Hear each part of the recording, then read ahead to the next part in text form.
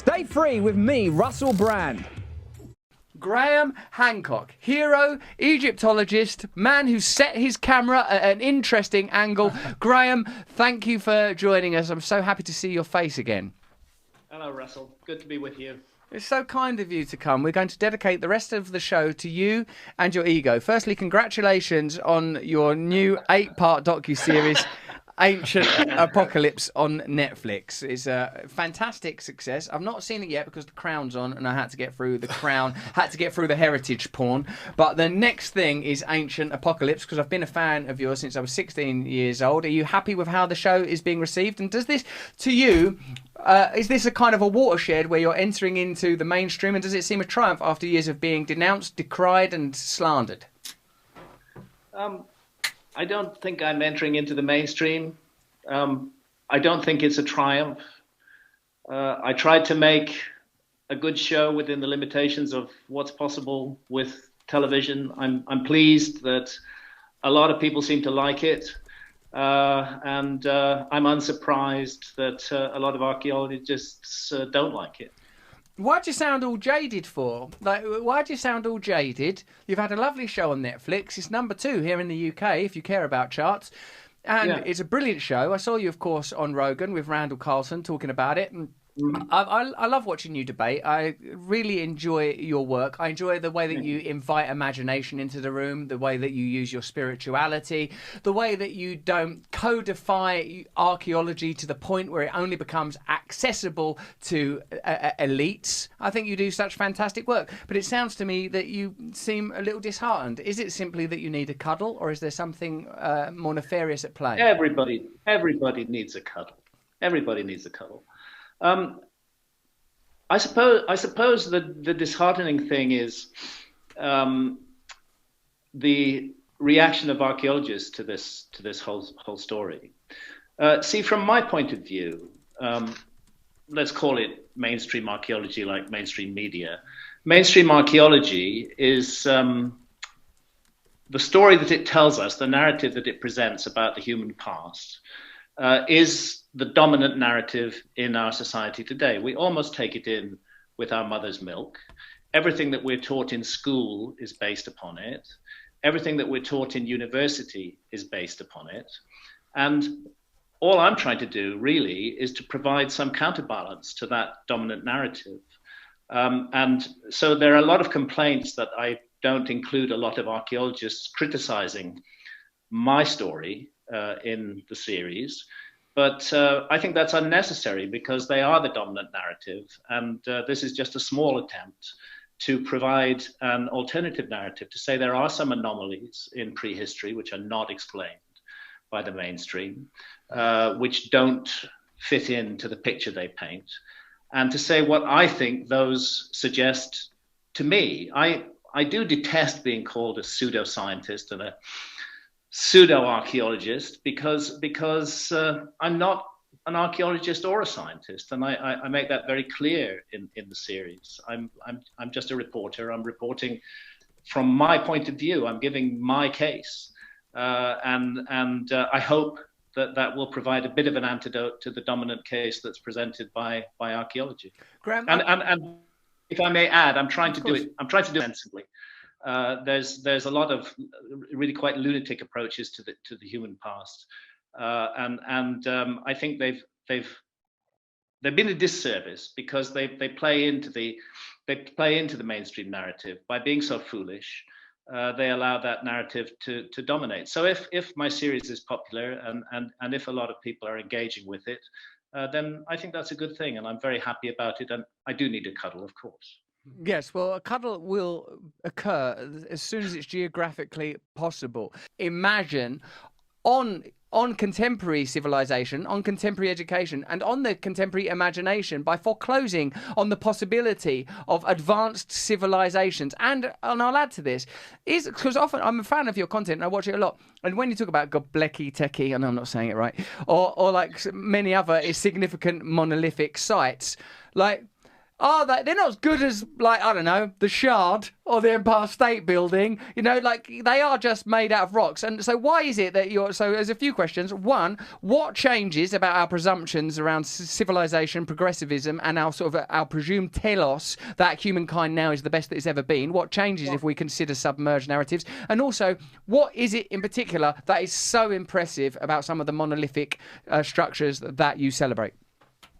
Well, first of all, we're taught, because of the way history is taught, because of the narrative of history that the mainstream push in every direction and that we take in with our education system, we are really taught that we are the apex and the pinnacle of the human story.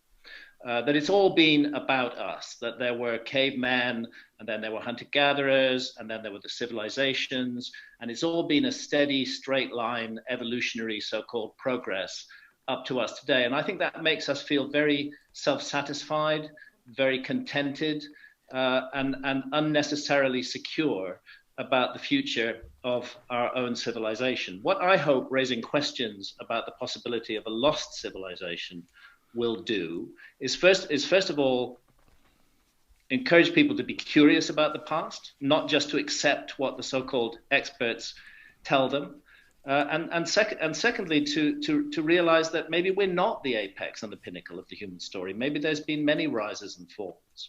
As to what's so special about these big megalithic monuments, what's special about them is when you get down to the detail, when you find very precise astronomical alignments involved in the monuments, when you find a really detailed long-term study of the sky embedded in the monuments. These are not simply big stones. They're stones that tell a story, and they tell a story of the people behind them, who were people who paid attention to the cosmos and focused on it very, very closely. So, for example, we're taught that the phenomenon called the precession of the equinoxes was discovered by the Greeks about 2,200 years ago or so. Yet another massive achievement of the past attributed to the Greeks. But there's a huge amount of evidence, and I won't bore your listeners with going into too much detail here. There's a huge amount of evidence that the precession of the equinoxes was noticed, documented, and thoroughly analyzed way back in the last ice age, right back to Göbekli Tepe, as a matter of fact, and Pillar 43 in enclosure D at Göbekli Tepe, and the diagram of the skies that it represents there. So the point is that we're taught that only the Greeks were capable of discovering this, and they did it, but that our ancestors before the Greeks couldn't do it, and it's not considered that the Greeks were the recipients of an ancient heritage. And this is odd because the Greeks themselves were perfectly open about that. They said really that they got all their knowledge from ancient Egypt.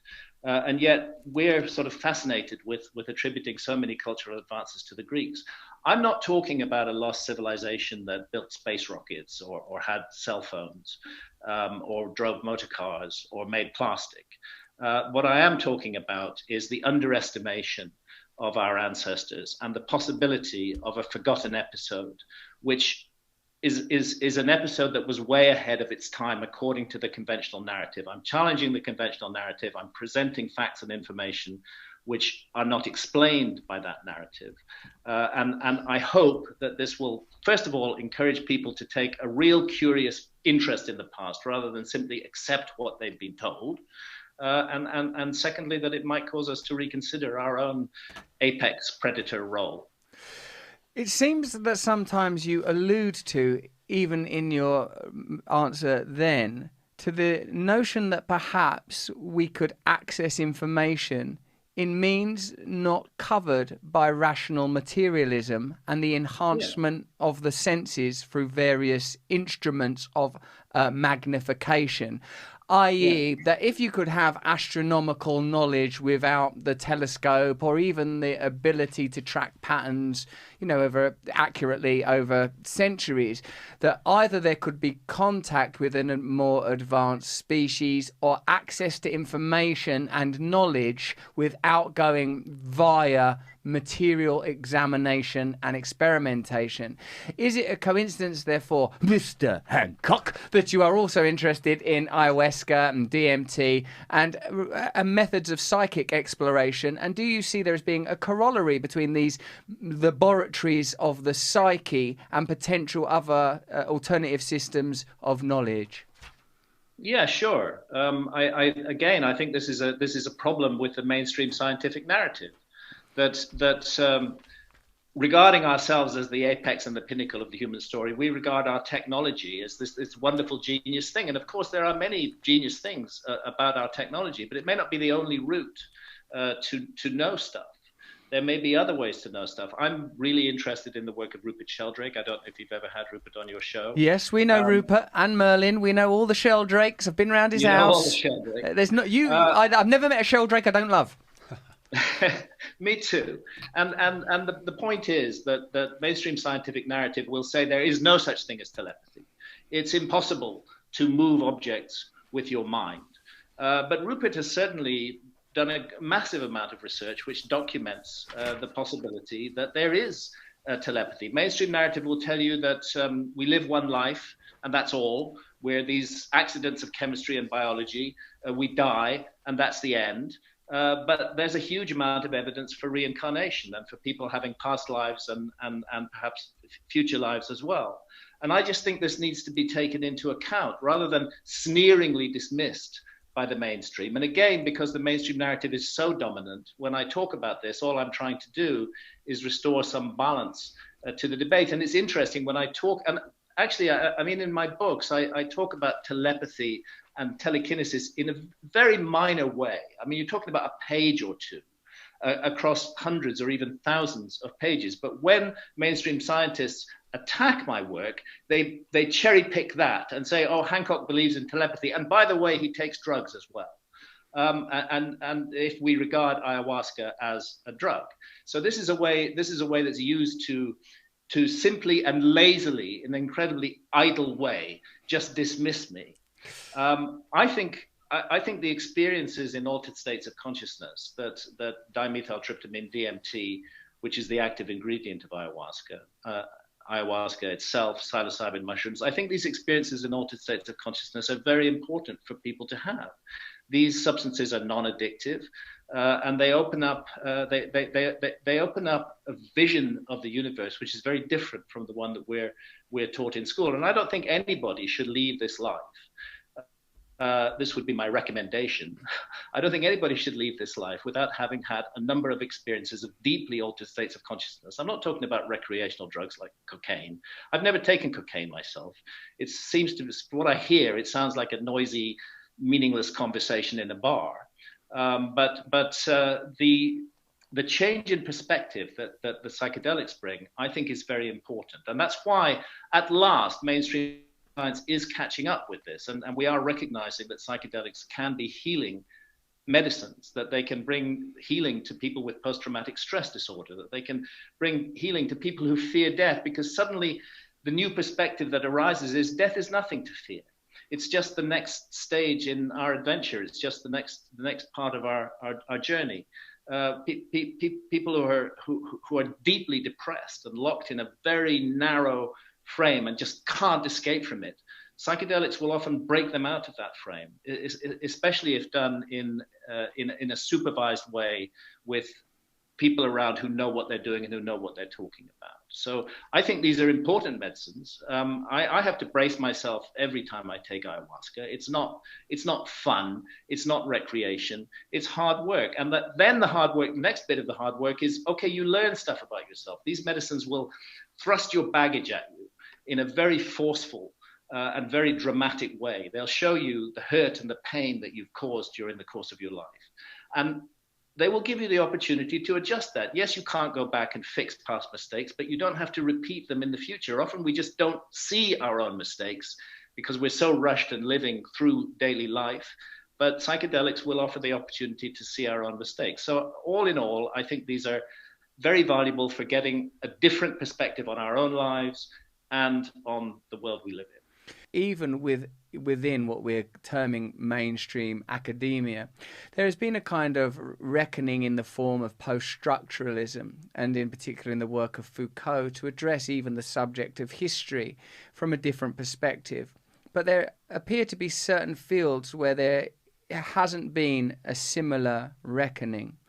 I wonder, Graham, because in both of these areas that we've touched upon, archaeology and psychedelics or sort of spiritual medicines, it appears that it's in a sense an opportunity to reframe what it is to be human is being offered through our subjective experience, which can potentially be altered and is not as static as we might assume it to be.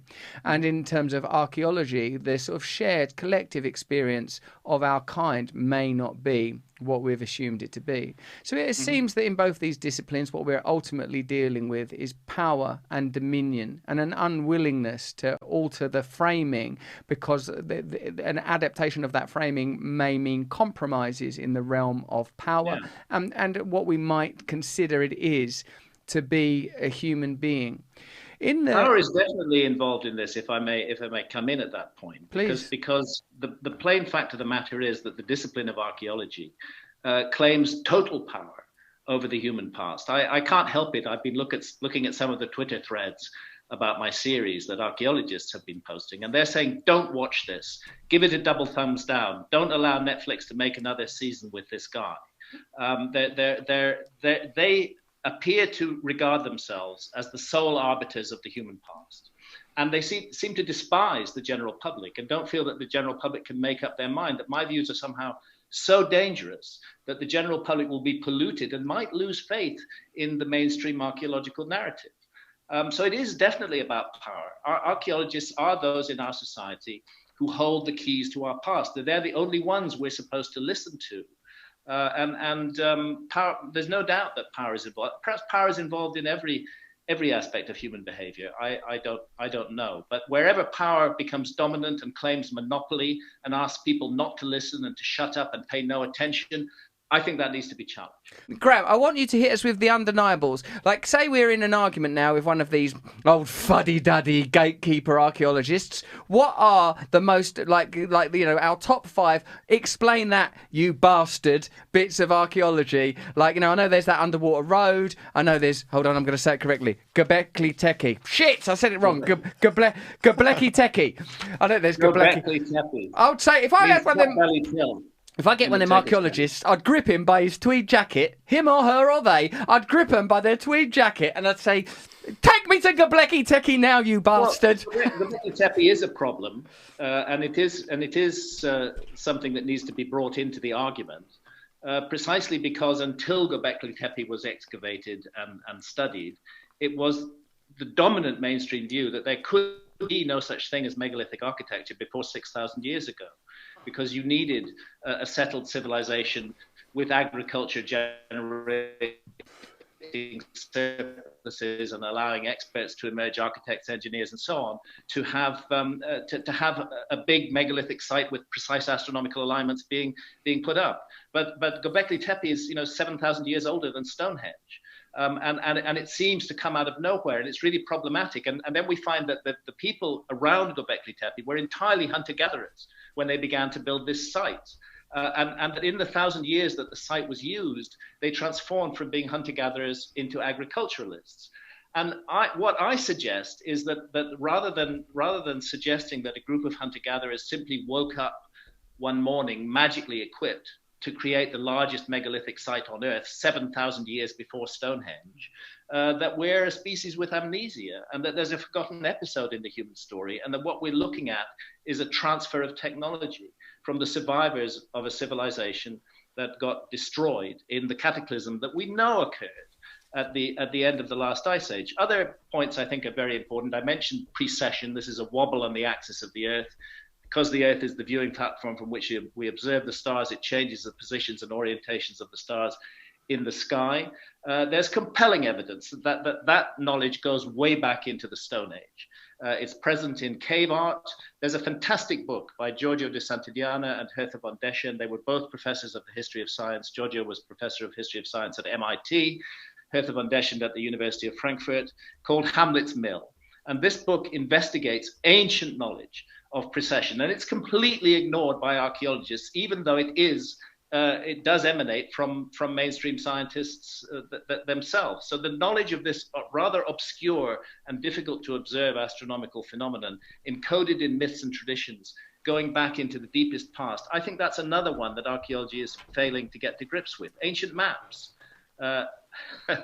Ancient maps that show the world as it looked during the last ice age, and that have rather precise relative longitudes incorporated in them. In every case, these maps were drawn in the 15th, 16th, 17th centuries, but the map makers tell us that they based them on older source maps, which have now lost. Why, for example, does Antarctica appear on many of these old maps when our civilization didn't discover Antarctica until around 1820?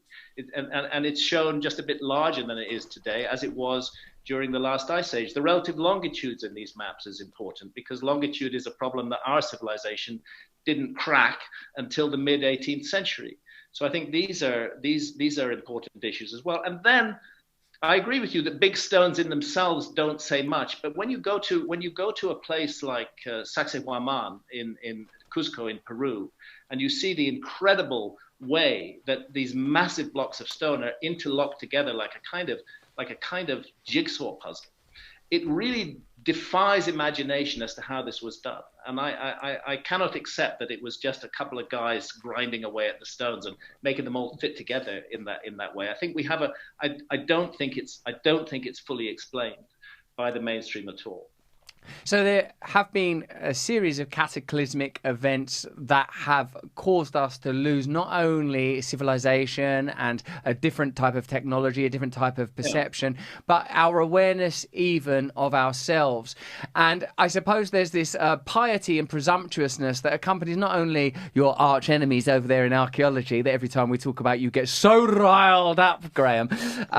There's this sort of condescending and colonial, somewhat imperialist attitude towards sort of folk knowledge and myth, precisely because it is, quote, unscientific, and there is the assumption that because it can't be verified, because it can't be experimented, because it can't be measured, that there's no value. But folk knowledge is a depository of so much, I would say, sort of archetypal information that sort of suggests there is a shared oral history that somehow resonates and remains in spite of the various. Absolutely true in relation to flood myths and myths of a global cataclysm, which are truly universal. They're found all over the world.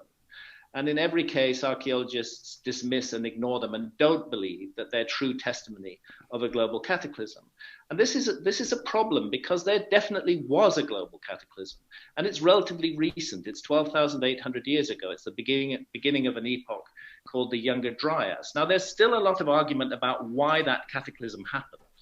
I happen to have a view I share with a number of credentialed scientists that the Comet Research Group, 100 scientists, have suggested that the Earth ran into the debris stream of a disintegrating comet, and that's what caused this extraordinary global cataclysm to occur. There are other explanations that are offered as well, but what I think nobody can really disagree on is that the event called the Younger Dryas, which unfolded between 12,800 and 11,600 years ago, was indeed a global cataclysm.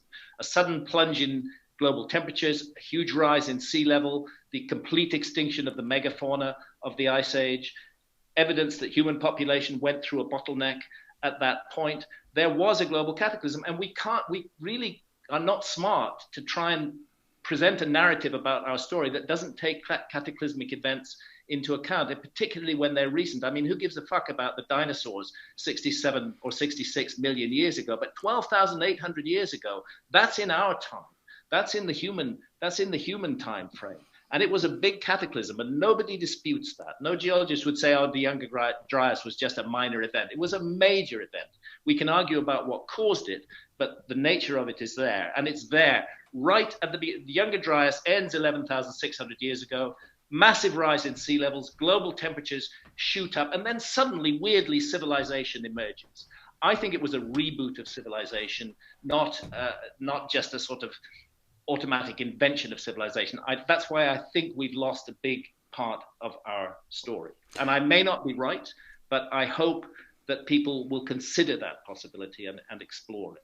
Even in the period of your acclaim, there have been shifts in the narrative around the population of North America and when that occurred. We're sort of seeing gradually some, and as I suppose this is true in all disciplines, if you have an orthodoxy, the orthodoxy is conservative and tradition oriented, and it takes radical outsiders to change that framing, and often those outsiders will be dismissed, discouraged, smeared and undermined. But as well as your work itself, which I've always found fascinating before other people thought it was cool, I also think that the spirit of it is important. I think the spirit of the area that interests me primarily currently, Graham, is the way that we appear to be dominated by a narrow set of ideals. We have very limited political choice. The state and corporations are in global harmony, preventing individual free will. Meanwhile, the media turns people against one another continually on the basis of cultural